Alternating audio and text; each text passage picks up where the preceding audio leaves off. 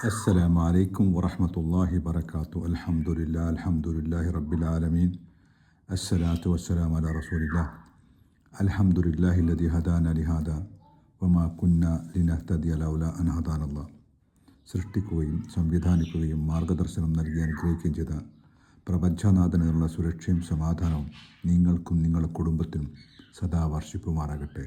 പ്രിയപ്പെട്ട സഹോദരി സഹോദരന്മാരെ, സുഹൃത്തുക്കളെ, പരിശുദ്ധമായ റമദാൻ മാസം കഴിയാറായിക്കൊണ്ടിരിക്കുകയാണ്. അല്ലാഹു സുബ്ഹാനഹു വ തആല ഈ മാസത്തിൻ്റെ മറ്റൊരു പ്രത്യേകത റമദാനിൽ നോമ്പ് മാത്രമല്ല, ഖുർആൻ അവതീർണമായ മാസവും കൂടിയാകുന്നു. നമ്മളൊക്കെ വിശ്വാസികളാണ്. നമ്മൾ എത്ര കണ്ട് ഖുർആനുമായി കണക്റ്റഡാണെന്ന് മനസ്സിലാക്കിയാൽ നമ്മളുടെ വിശ്വാസത്തിൻ്റെ ഡെപ്ത് നമുക്കറിയാൻ പറ്റും. പരലോകത്ത് വെച്ച് വിചാരണ നടക്കുമ്പോൾ മനുഷ്യരായ ആളുകളെ കൂട്ടം കൂട്ടമായി നരകത്തിലേക്ക് തള്ളിവിടുമ്പോൾ പ്രവാചകൻ സല്ലല്ലാഹു അലൈഹി വസല്ലമയെ വിളിച്ചുകൊണ്ട് അള്ളാഹു ചോദിക്കുന്നുണ്ട്, പ്രവാചകരെ, എന്തുകൊണ്ട് താങ്കളുടെ സമുദായം ഇങ്ങനെ അധപ്പതിച്ചു?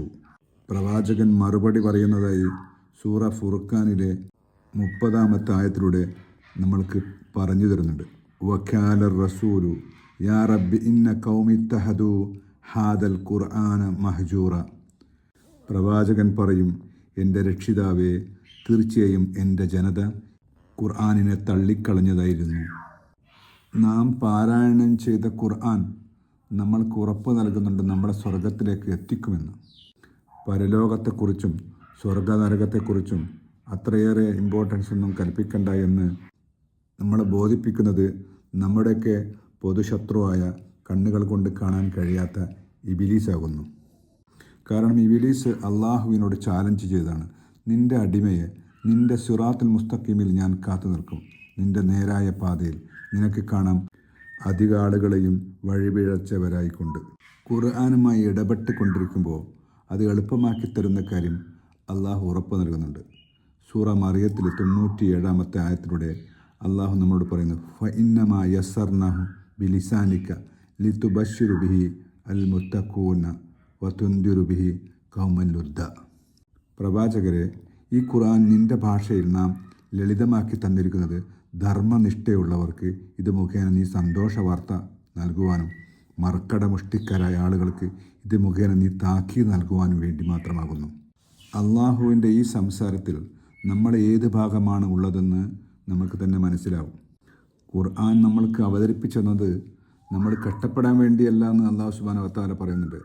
സൂറത്ത് താഹയിലൂടെ മാ അൻസൽന അലൈക്കൽ ഖുർആൻ ലിതഷ്ക ഇല്ലാ തദ്കിറത്തൻ ലിമൻ യഖ്ഷ.